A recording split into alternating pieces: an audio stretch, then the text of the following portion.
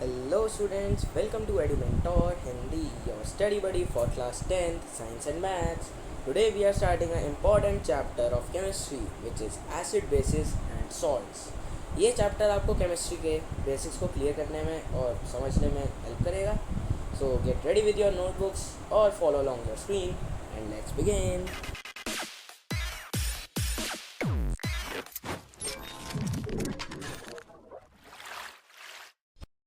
So first we will talk about the what is an acid. सबसे पहले हम बात करेंगे एसिड होता क्या है. ऐसा सब्सटेंस जो कि थोड़ा मतलब टेस्ट में थोड़ा सौर हो यानी कि खट्टा हो, या फिर वो एक ब्लू लिटमस पेपर को, लिटमस पेपर होता है जो किसी भी एक कलर का होता है, जैसे ब्लू कलर का ले सकते हैं और रेड का होता है, दो कलर के होते हैं, ठीक है. तो अगर हमने लिया एक एसिड सॉल्यूशन, उसके अंदर हमने एक ब्लू लिटमस पेपर को डाल दिया, तो वो आगे से जहाँ जहाँ जितना भी उसके अंदर डिप करोगे उतना वो ना हिस्सा रेड हो जाएगा. इससे हम पता कर सकते हैं कि भाई हमने जो जिसमें सॉल्यूशन हमने वो डाला है वो वाला एसिड है या फिर बेस है, ठीक है. तो इसकी प्रॉपर्टीज़ में यही लिखा है कि it turns blue litmus to red and it also neutralizes bases and it is called an acid. Neutralize base को कैसे कर देता है, आपने एक अभी आप आगे जाके एक क्वेश्चन पढ़ोगे जिसमें आप acid plus base is equal to salt plus H2O यानी कि वाटर, ये वाली इक्वेशन पढ़ोगे. इसका मतलब क्या है, अगर आप एसिड और बेस को दोनों को रिएक्ट कर रहे हो तो सॉल्ट और एक हाइड्रोजन आपके H2O बन रहा है, ठीक है. तो अगर वो इसको हम बोलते हैं न्यूट्रलाइजेशन रिएक्शन, ठीक है. और इसके बाद एक और चीज़ देखेंगे कि जो हमारा एसिड होता है उसका pH जो होता है वो लेस देन 7 होता है. जैसे वो आगे जाके pH स्केल भी दिखाऊंगा भी आपको, उसमें से आपको पता चल जाएगा. They can be classified into two categories of their basic strength. हम इसकी स्ट्रेंथ पे इसको दो कैटेगरीज में डिवाइड कर सकते हैं, जैसे कि वीक एसिड में और एक स्ट्रॉन्ग एसिड में. वीक एसिड वो वाले एसिड होते हैं जो कि थोड़े वीक होते हैं और हमें फ्रूट्स में से मिल सकते हैं, जैसे लेमन में से, और लेमन में से हमें नाइट्रिक एसिड मिल जाता है और हमें टमाटो में से ऑक्सैलिक एसिड मिल जाता है. और इसके थोड़े एग्जांपल्स भी हैं, जैसे H2CO3 और H2SO3 और एक्सेट्रा. उसके बाद हम बात करते हैं स्ट्रॉन्ग एसिड के. स्ट्रॉन्ग एसिड वो होते हैं जो कि मैन मेड एसिड्स होते हैं, जैसे कि HCl H2SO4 वगैरह वगैरह. और ये वाले सारे जो होते हैं ये स्ट्रॉन्ग इसलिए होते हैं क्योंकि ये मैन मेड होते हैं और इसीलिए. इसके बाद हम बात करते हैं व्हाट इज़ अ बेस, ठीक है. A substance which is bitter in taste यानी कि जो कड़वा होता है टेस्ट में, और रेड लिटमस पेपर को, जैसे हमने पहले ब्लू लिटमस को देखा जो हमने एसिड में उसको डिप करा तो उसकी वजह से उसका कलर जो था वो रेड हो गया था. अब अगर हम रेड लिटमस पेपर को उसमें डालेंगे बेस में, बेस सॉल्यूशन में, तो फिर उसका कलर जो है वो रेड का ब्लू हो जाएगा आगे से, ठीक है. इसका जो pH होता है वो भी 7 से ज़्यादा होता है और ये बेस होता है.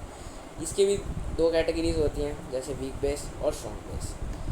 वीक बेस के एग्जांपल्स होते हैं जैसे कि NH3 और Al एल्यूमिनियम ऑक्साइड, ठीक है.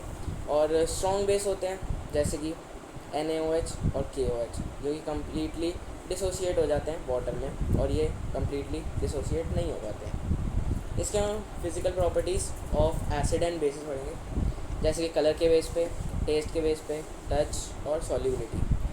एसिड की बात करते हैं सबसे पहले. कलर के बेस में जो मिनरल होते हैं वो कलरलेस होते हैं, जो ऑर्गेनिक होते हैं, ऑर्गेनिक एसिड होते हैं, वो वाइट कलर्ड होते हैं और सॉलिड वाली फॉर्म में होते हैं. बेसिस जो होते हैं वो कलरलेस होते हैं कुछ हाइड्रोक्साइड को छोड़ के, जैसे Fe और Cu, ठीक है. टेस्ट में जो एसिड्स होते हैं वो सॉर होते हैं, लेकिन जो बेसिस होते हैं वो बिटर होते हैं. टच की बात कर लें तो हम टच से एसिड्स को आइडेंटिफाई नहीं कर सकते, बट हम बेस को कर सकते हैं क्योंकि वो थोड़े स्लिपरी होते हैं, सोपी फील होती है उनकी. सॉल्युबिलिटी भी हम एसिड की देख सकते हैं क्योंकि वो सॉल्युबल होते हैं वाटर में. कुछ बेस जो होते हैं वो सॉल्युबल होते हैं लेकिन उनको कहते हैं हम एल्कलीज कहते हैं, और कुछ नहीं हो पाते हैं, तो एक्सेप्शंस हैं इसमें. इसके बाद हम बात करते हैं chemical properties of acid and bases. सबसे पहली the reaction of acid and bases with metal. इन सब के बारे में आपको आगे एग्जांपल्स में दूंगा. Second, the reaction of metal carbonates bicarbonates with acid, और the reaction of metal oxide with acid, the reaction of non metal oxide with acid, the reaction of acid and bases, neutralisation reaction जो मैंने आपको पहले बताया था. सबसे पहले acid और बेसिस जब मेटल के साथ रिएक्ट करते हैं तो वो क्या बनाते हैं. The metal in this reaction displaces hydrogen atom from the acid as H2 gas and from a compound called a salt. इसमें जो हमने Mg को HCl के साथ जब रिएक्ट करा तब हमें MgCl मिला जो कि एक सॉल्ट है, और H2 गैस मिली जो कि एक बाय प्रोडक्ट है उसका, यानी कि जो उसमें हाइड्रोजन गैस जो रिलीज़ हुई है, ठीक है। फिलहाल हम बात करते हैं जब हम एसिड को मेटल के साथ रिएक्ट करते हैं, इसमें मेटल ये है और एसिड HCl है, ठीक है। इन दोनों को हम जब रिएक्ट करते हैं तो हमें मिलता है सॉल्ट और एक हाइड्रोजन गैस जो है हमें मिलती है, तब जब हम एसिड या बेस को मेटल के साथ रिएक्ट करते हैं। अभी हमने एसिड के साथ पढ़ लिया, हम बेस के साथ पढ़ेंगे। तो इसमें हमारे पास जो एल्कलीज होती है, ऐसे बेसिस जो सॉल्युबल होता है वाटर में, वो एल्कलीज होते हैं, पहले बताया था आपको। उसके बाद ऐसे जो रिएक्ट करते हैं बेसिस, वो भी सेम सॉल्ट और हाइड्रोजन गैस ही बनाते हैं। एग्जांपल देता हूँ, NaOH जो कि एक बेस है और जिंक मेटल है, तो उन्होंने जो फॉर्म करा मिलकर वो था सोडियम जिंकेट, और जो हाइड्रोजन गैस भी रिलीज़ हो गई। इसमें सोडियम जिंकेट जो था वो सॉल्ट था, ठीक है। इसके बाद हम बात करेंगे मेटल कार्बोनेट्स और बाइकार्बोनेट्स विद एसिड्स जब ये रिएक्ट करते हैं तो क्या फॉर्म करते हैं। तो जब मेटल कार्बोनेट और bicarbonate reacts with acid to produce salt, carbon dioxide and water, जब मेटल कार्बोनेट्स और बाइकार्बोनेट्स जो होते हैं वो रिएक्ट करते हैं एसिड के साथ, तो वो सॉल्ट, कार्बन डाइऑक्साइड और वाटर बनाते हैं, ठीक है। तो सबसे पहले Na2CO3, ये एक मेटल कार्बोनेट है, ठीक है। HCl जो है वो एसिड है। तो इन्होंने फॉर्म करा NaCl, ये सॉल्ट था, CO2 कार्बन डाइऑक्साइड और H2O वाटर, ये इन्होंने बना दिया, ठीक है। अब इसके बाद हम देखेंगे मेटल बाइकार्बोनेट, यानी कि सोडियम हाइड्रोजन कार्बोनेट। जब HCl एसिड के साथ रिएक्ट करता है तब वो NaCl ही बनाता है, जो कि एक सॉल्ट है, और CO2 carbon dioxide, H2O water. इसने सारी कंडीशन फुलफिल कर दी, मतलब एक सही रिएक्शन है। इसके बाद यहाँ पे हम लिख के दिखाया हुआ है, metal carbonate plus bicarbonate plus acid gives salt plus carbon dioxide plus water. इसकी आपको PDF का लिंक वही टेलीग्राम चैनल पे मिल जाएगा, लिंक मैं उसके आपको कमेंट सेक्शन में दे दूँगा, वहाँ से आप इसको PDF को एक्सेस कर पाओगे, तो ज्वाइन कर लेना Telegram section. Basis do not reacts with metal carbonates and bicarbonates at all. Basis जो होता है वो इनके साथ रिएक्ट नहीं करते, तो इसलिए बेसिस को इनकी प्रॉपर्टीज़ में नहीं डाला है, सिर्फ एसिड के साथ इसकी प्रॉपर्टीज़ होती है। इसके बाद हम बात करेंगे मेटल ऑक्साइड एसिड के साथ जब रिएक्ट करती हैं। Metallic oxide are basic in nature but they react with acid to produce salt and water. इसमें जो मेटल ऑक्साइड होती है ना, वो एक तरह से बेसिक ही होती है नेचर में। तो आपने देखा होगा जब मैंने आपको बताया था, जब एसिड प्लस बेस जब रिएक्ट करता है तो वो सॉल्ट प्लस वाटर बनाता है। तो यहाँ पे बेस की जगह अगर मेटल ऑक्साइड आ गई, तब भी देखो इसमें सॉल्ट प्लस वाटर बना, क्योंकि मेटल ऑक्साइड जो होती है वो बेसिक होती है नेचर में। तो यहाँ पे एग्जांपल भी है, जैसे calcium oxide plus HCl gives CaCl, calcium chloride plus H2O, ठीक है। इसमें जब मेटल ऑक्साइड ने एसिड के साथ रिएक्ट करा तब उसने सॉल्ट और वाटर ही बनाया, फॉर्म करा, ठीक है। इसके बाद हम देखेंगे non metal oxide with basis, ठीक है। नॉन मेटालिक ऑक्साइड जो होती है वो एसिडिक होती है नेचर में, लेकिन वो बेस के साथ रिएक्ट करती हैं टू न्यूट्रलाइज ईच अदर, यानी कि जैसे हमने पीछे वाले में देखा था, इसमें एसिड के साथ हमने मेटल ऑक्साइड रिएक्ट करी, ये वाली मेटल ऑक्साइड जो थी ये बेसिक थी, और बेस प्लस एसिड तो आपको पता ही है सॉल्ट प्लस वाटर ही फॉर्म होता है, ठीक है। वैसे इसमें नॉन मेटेलिक ऑक्साइड जो थी, इसमें ये वाली चीज़ हमारी एसिड थी और ये वाला तो हमारा बेस था ही, ठीक है। जब इन दोनों ने रिएक्ट करा तो इन्होंने सॉल्ट प्लस वाटर ही बनाया, यानी कि ये वाली दो इक्वेशन सेम ही है। इसमें नॉन मेटेलिक ऑक्साइड में हमने ये देखो NaOH ले लिया, ठीक है, और CO2 ले लिया, इसकी वजह से सॉल्ट प्लस वाटर हमारा फॉर्म हो गया, ठीक है। इसके बाद वही न्यूट्रलाइजेशन रिएक्शन जो मैंने आपको पहले बताया था, acid plus base gives salt plus water. The reaction between a strong acid and a strong base to give a salt and water is known as neutralization reaction. इसमें जब एसिड और base जब रिएक्ट करते हैं तो वो salt और water ही बनाते हैं, जैसे HCl प्लस NaOH रिएक्ट करा तो उसने H2O और NaCl बना दिया, NaCl सॉल्ट और H2O वाटर हो गया, ठीक है। अब हम बात करेंगे इंडिकेटर्स के बारे में। इंडिकेटर्स वो होते हैं कि ऐसी डाई या फिर ऐसी, अब हम बात करेंगे इंडिकेटर्स के बारे में। इंडिकेटर्स ऐसे सब्सटेंस होते हैं जो कि हमें बताते हैं कि जो जिस सब्सटेंस की हम बात कर रहे हैं वो एक एसिड है या फिर एक बेस है, ठीक है। पढ़ लेंगे अभी। The indicators tell us whether substance is acid और basic by changing their colour. ये अपने कलर्स को चेंज करके हमें बता देते हैं कि वो जिसमें हमने सब्सटेंस में इनको ऐड करा है वो एक एसिड है या फिर बेस है। एग्जांपल लेंगे, जैसे नेचुरल इंडिकेटर्स होते हैं टर्मरिक, लिटमस एक्सेट्रा, ठीक है। जो टर्मरिक होता है वो येलो कलर में होता है, और जब हम उसको किसी और एसिड में या फिर बेस में डालते हैं तो वो अपना कलर चेंज कर लेता है। जैसे आपने देखा होगा जब आपका किसी क्लोथ के ऊपर करी का स्टेन लग जाता है तो फिर वो जब उसके ऊपर हम सोप अप्लाई करते हैं तो वो अपना कलर चेंज कर देता है, क्योंकि हम सोप जो होता है वो एक बेसिक सॉल्यूशन से बना होता है और हमारा जो टर्मेरिक है वो एक इंडिकेटर है, तो इसीलिए वो अपना कलर चेंज कर लेता है और रेडिश ब्राउन जैसा बना लेता है अपना कलर को चेंज करके, ठीक है। वैसे ही होता है एक synthetic indicators.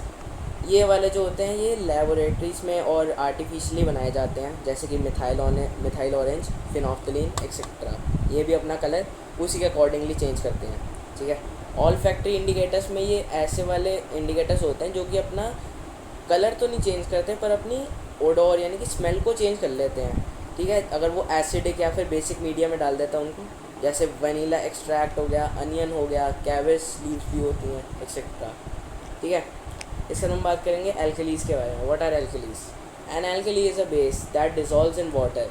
They are soapy to touch, bitter and corrosive, ठीक है। एल्कलीज वो होती हैं जो कि ऐसे बेस जो कि डिसॉल्व हो जाएं वाटर में इजीली, वो भी सोपी टू टच होते हैं और बिटर होते हैं यानी कि कड़वे होते हैं। एग्जाम्पल NaOH और KOH, ठीक है, पोटेशियम हाइड्रोक्साइड और सोडियम हाइड्रोक्साइड। इनके pH जो होते हैं वो मोर देन 7 होते हैं। जैसे एसिड जो होते हैं उनके लेस देन 7 होते हैं, बेस के मोर देन 7 होते हैं, और जो 7 होता है वो वाटर होता है, न्यूट्रल है, एकदम न्यूट्रल, ठीक है। Properties of alkalis, they are soft and have a low density. इनकी ये एकदम सॉफ्ट होते हैं और इनकी एकदम लो डेंसिटी होती है, ठीक है। Alkalis have a low melting point and a low boiling point. इनका मेल्टिंग और बॉइलिंग पॉइंट दोनों लो होता है। They give characteristic colour to the flame. ये अपना कैरेक्टरिस्टिक कलर दे देते हैं फ्लेम को, ठीक है। Alkalis react easily with halogens. जो हेलोजेंस होते हैं जिनके बारे में आप अगले चैप्टर में पढ़ोगे, उसके साथ ईजिली रिएक्ट कर जाते हैं, ठीक है। They can be stored in mineral oil solutions. इनको मिनरल ऑयल सॉल्यूशन में भी स्टोर करा जा सकता है, ठीक है। इसके बाद हम बात करेंगे डाइल्यूशन ऑफ एसिड, यानी कि एसिड को पतला करना उसमें वाटर को ऐड करके, जो कि हम डायरेक्ट एसिड के अंदर वाटर को ऐड नहीं करते। अगर हम ऐसे करेंगे तो जितना भी एसिड होगा वो सारा स्प्लैश आउट हो जाएगा और हमारा कंटेनर जो बीकर है वो भी फट सकता है उसकी वजह से, ठीक है। The process of dissolving an acid और a base in water is a highly exothermic. ये बहुत ज़्यादा एक्सोथर्मिक हो जाता है, जिसकी वजह से कहीं हमें प्रिकॉशंस लेके भी इनको करना पड़ता है कि हमें एसिड की बिल्कुल स्मॉल एकदम ड्रॉप्स को वाटर में ऐड करना पड़ता है, ना कि वाटर को एसिड में, ठीक है। इसके बाद हम पढ़ेंगे pH, अ यूनिवर्सल इंडिकेटर। हमने पीछे इंडिकेटर्स के बारे में पढ़ा, तो pH जो है वो उन सब में सबसे इम्पॉर्टेंट या फिर इजी टू यूज़ माना जाता है, क्योंकि एकदम एक्यूरेट ये हमें इसके बारे में बता देता है कि वो एसिड किस टाइप का है और एसिड है या फिर वो बेस है या फिर न्यूट्रल है यानी कि वाटर, ठीक है। pH scale has developed to measure the concentration of hydrogen ion in a solution.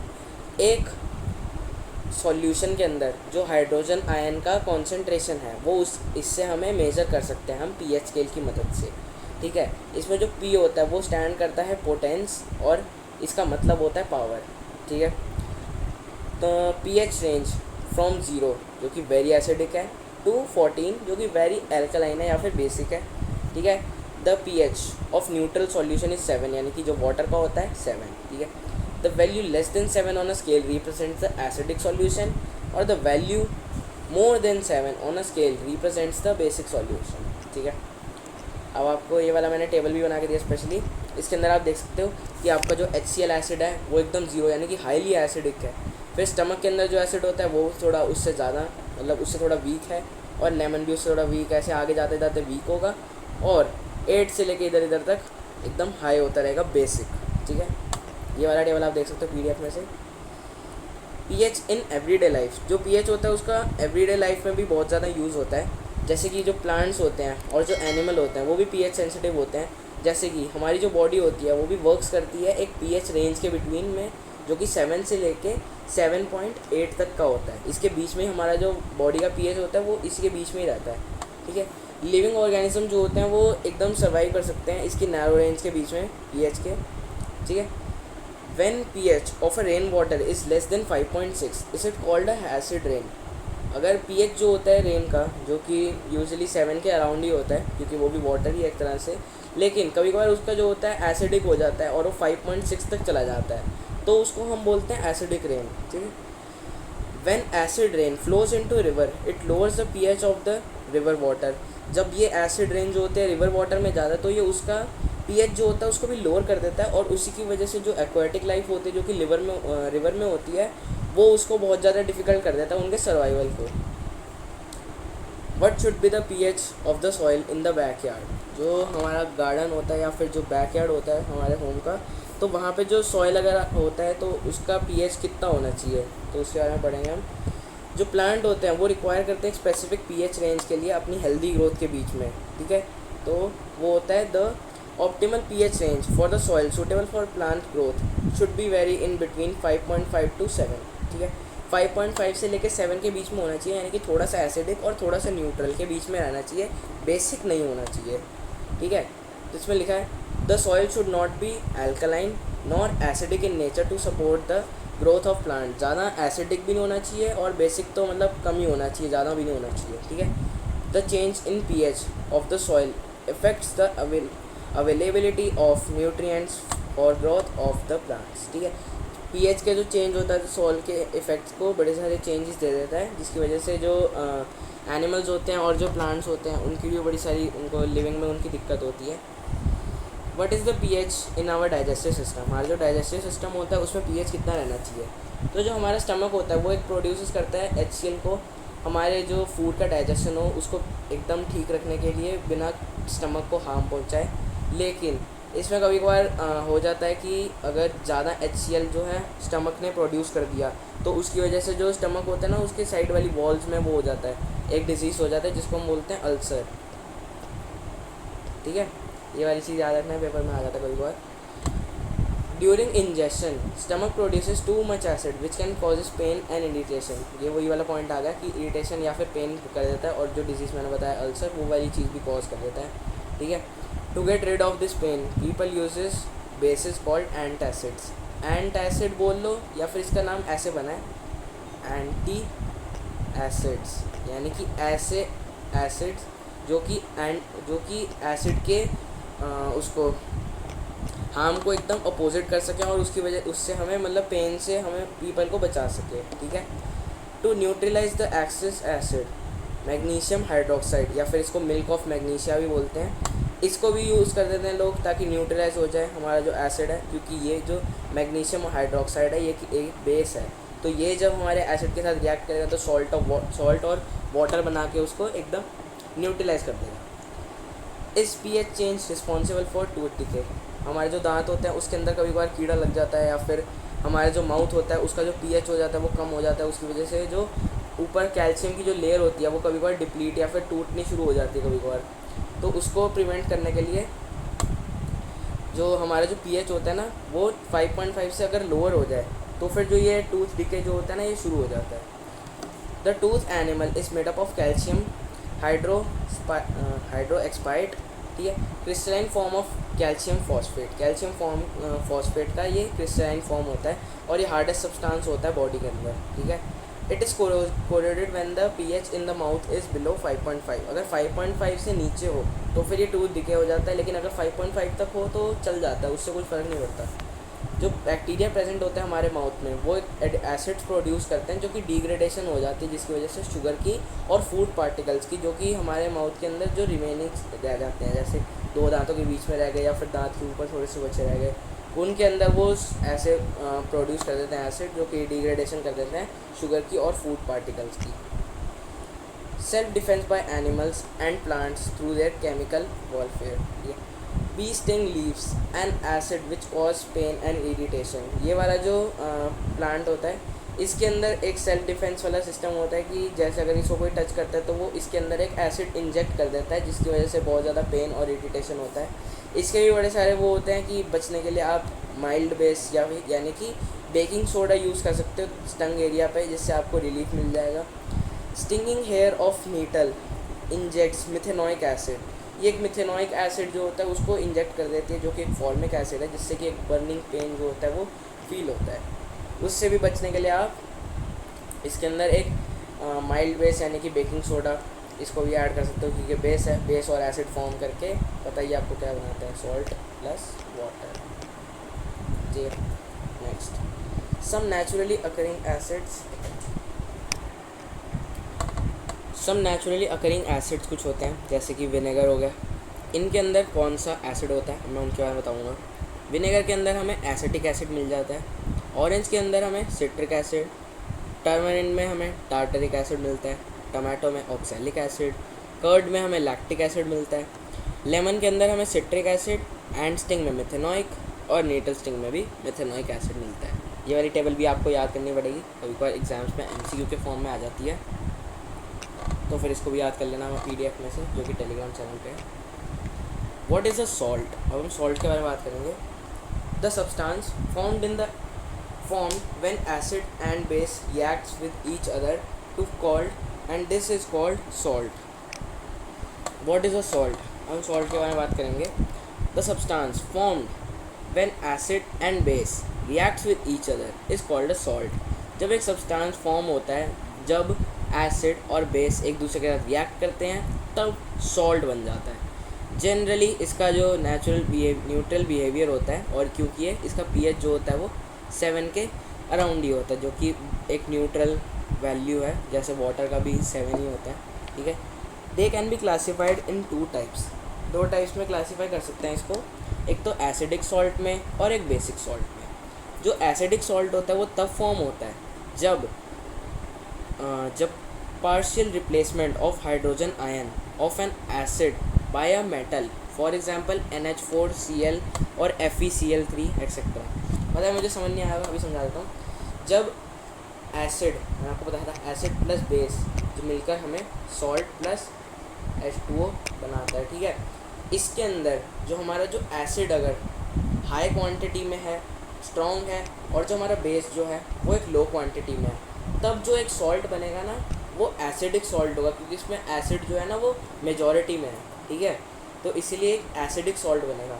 और सिमिलरली बेसिक सॉल्ट में अगर हमारा जो एसिड है वो वीक है और बेस जो है वो थोड़ा स्ट्रॉन्ग है, तब इसमें हमारा जो बेस है वो मेजॉरिटी में है एक तरह से, तो इसीलिए हमारा जो बेसिक सॉल्ट है वो फॉर्म होगा। इसके बाद हम प्रॉपर्टीज़ ऑफ सॉल्ट के बारे में बात कर लेंगे। पहली, सॉल्ट में शो एसिडिक, बेसिक और न्यूट्रल बिहेवियर। ये तीनों बिहेवियर दिखाते हैं। न्यूट्रल तो नॉर्मल होता है जब एसिड भी स्ट्रॉन्ग हो और बेस भी स्ट्रॉन्ग हो, या फिर एसिड भी वीक हो और बेस भी वीक हो, या फिर एसिड भी न्यूट्रल है और बेस भी न्यूट्रल है। ठीक है। तब ये ऐसा आपको दिखा देगा। इसके बाद they conduct electricity in molten state और व्हेन सॉल्यूबल इन वाटर। जो सॉल्ट होता है वो इलेक्ट्रिसिटी को भी कंडक्ट कर लेता है मोल्टन स्टेट में, या फिर जब वो वाटर के अंदर सॉल्यूबल है तब भी, क्योंकि वो आयन्स जनरेट करता है, और आयन्स ही जो होते हैं वो इलेक्ट्रिसिटी को कंडक्ट करने के लिए मैंडेटरी होते हैं। ठीक है। Third, they are hard crystalline solid and non volatile in nature. ये हार्ड एकदम क्रिस्टलाइन सॉलिड के फॉर्म में होता है और नॉन वॉलेटाइल होता है नेचर के फॉर्म में। ठीक है।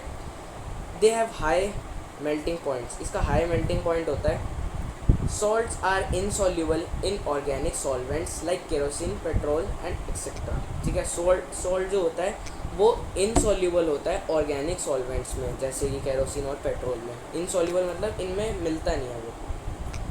इसके बाद कॉमन सॉल्ट, इसका केमिकल नेम होता है सोडियम क्लोराइड NaCl। ठीक है। Chemical formula NaCl। इसको कैसे प्रिपेयर करा जाता है? It is prepared by the formation of HCl and sodium hydroxide, HCl plus NaOH, और इससे हमें NaCl मिल जाता है, और H2O तो अलग ही हो गया, वाटर है वो। ठीक है। NaCl हमें यहाँ से मिल गया। इसके यूजेस हम पढ़ लेंगे। It is widely use in food industry as a food preservative, क्योंकि अगर हम इसे कंटेनर में ऐड कर देते हैं किसी भी फूड में तो वो जल्दी स्पॉइल नहीं होता, वो उसकी लाइफ को बढ़ा देता है, और इसीलिए इसको एक प्रिजर्वेटिव भी कहते हैं। ठीक है। It is a major raw material in the industrial manufacturing of various chemicals such as sodium carbonate और सोडियम हाइड्रोजन कार्बोनेट एक्सेट्रा। ठीक है। इसके बाद हम कॉजेटिक सोडा के बारे में पढ़ेंगे, जो कि सोडियम हाइड्रोक्साइड है, NaOH। ठीक है। इसको प्रिपेयर करा जाता है when electricity is pass through an aqueous solution of NaCl। NaCl मतलब ब्राइन भी कह देते हैं हम NaCl को, एक ब्राइन सॉल्यूशन। ठीक है। It decomposes to form NaOH। NaCl को जब हाइड्रोजन के साथ रिएक्ट करते हैं तो वो डिकम्पोज करके उसको NaOH और क्लोरीन और हाइड्रोजन गैस भी उसके साथ निकाल देता है। ठीक है। इसका प्रिपरेशन ऐसी है, इसको क्लोर एल्कली प्रोसेस भी कहते हैं। ठीक है। पेपर में इसी के नाम से आएगा, कोज़ैटिक सोडा के नाम से शायद ना आए। क्लोर एल्कली प्रोसेस के बारे में आपसे पूछेंगे, उसके यूजेस पूछ सकते हैं, उसकी प्रिपरेशन पूछ सकते हैं, जो मैंने अभी आपको समझाई है कि जब हम ब्राइन सॉल्यूशन यानी कि NaCl में से इलेक्ट्रिसिटी पास करते हैं, ठीक है, तो वो डिकम्पोज हो जाता है NaOH में, और उसके साथ Cl2 और हाइड्रोजन गैस भी निकलती है। आपकी बुक में ऐसा एक डायग्राम भी होगा जिसमें आपको ऐसे एक बीकर के ऊपर आपको 2 ऐसे होल्स भी मिलेंगे, जिसके अंदर से एक में से आपको क्लोरीन गैस निकलती हुई दिखानी होगी Cl2, और एक में से आपको हाइड्रोजन गैस भी निकलती हुई दिखानी होगी। सॉल्यूशन में आपको बताना होगा ये NaOH रह गया इस सॉल्यूशन में डिकम्पोज होने के बाद। और यहाँ पे एनोड, जो आपकी एनोड, एक में 2 रॉड्स भी होंगी, एक एनोड एक कैथोड, ठीक है। जो एनोड होगी उसके नीचे आपको एक ऐसे मड भी शो करनी है, ऐसे कि इसके नीचे ये एनोड मड भी जो है वो नीचे इसके रह गई है, ठीक है। और इस साइड को आपको दिखाना है कि ब्राइन सॉल्यूशन इधर से निकल रहा है और ब्राइन सॉल्यूशन को प्योरीफाई करके इधर से निकल रहा है। ऐसे आपकी एक फिगर होगी, उसको भी आपको प्रॉपर में आपको समझ लेना है, ठीक है। इसके यूजेस भी बता देता हूँ। It is use for making the soaps and detergent paper. इसके यूजेस के बारे में बात करेंगे। It is use for making the soaps and detergent paper and also fibres. Detergent में, पेपर में, सोप्स में और फाइबर्स में यूज़ होता है। It is also use as a degreasing material. अगर आपने किसी मेटल के ऊपर ग्रीसिंग हो रखी है तो उसको हटाने में आपकी ये हेल्प करेगा, जो आपका कॉस्टिक सोडा है, ठीक है। इसके बाद हम बात कर लेते हैं ब्लीचिंग पाउडर के बारे में।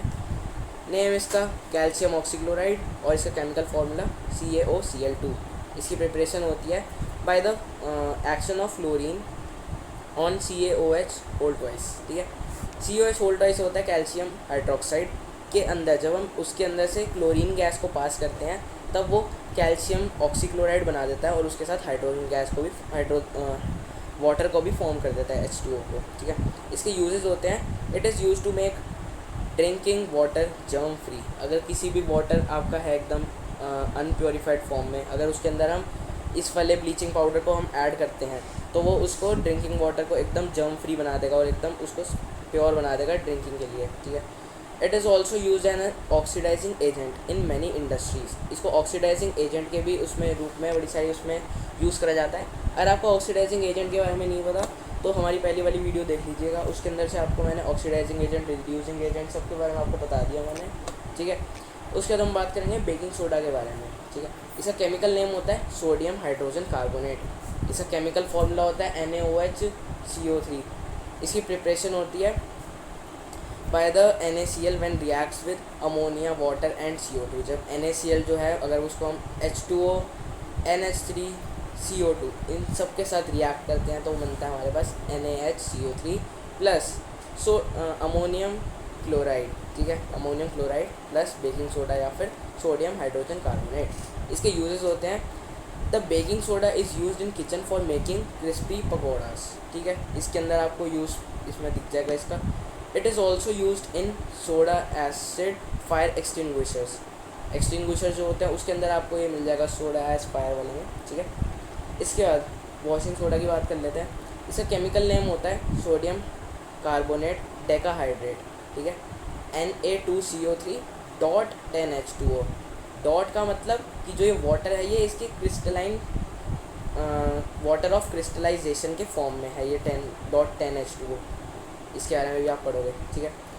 इसकी प्रिपरेशन जो है वो कैसे होती है। It is formed when 10 water molecules are added to Na2CO3। इसकी एकदम सिंपल है। जब हम Na2CO3 को उसमें इसके अंदर 10 वाटर मॉलिक्यूल्स को ऐड कर देते हैं तो डायरेक्ट ऐसे ही बन जाता है। इसकी प्रिपरेशन ईजी है लर्न करने के लिए, ठीक है। इसके यूजेस हैं। It is use for removing permanent hardness of water.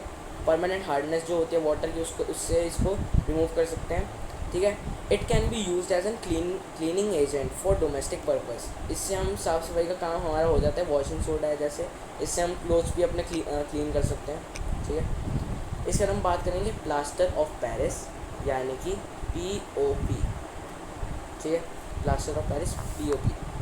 Chemical name होता है इसका कैल्शियम सल्फेट हेमीहाइड्रेट यानी कि CaSO4 डॉट हाफ H2O, यानी कि हाफ H2O मॉलिक्यूल है इसमें सिर्फ।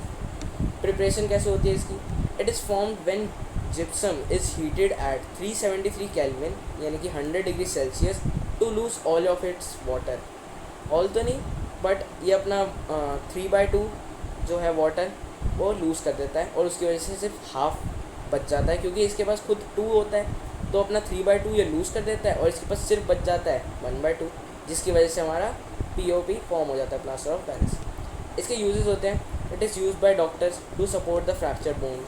जो पेशेंट्स होते हैं डॉक्टर के पास जो आते हैं, उनकी जब बोन्स क्रैक हो जाती हैं तो वो POP के मदद से उनकी जो सपोर्ट कर देते हैं फ्रैक्चर्ड बोन को ठीक करने के लिए, ठीक है।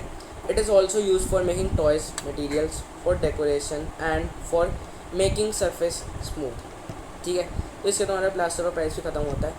इसके तो हमारी वीडियो ख़त्म होती है। होप आप सभी को अच्छी लगी हो, अगर अच्छी लगी होगी तो सब्सक्राइब और कमेंट और शेयर करें बिना मत जाना।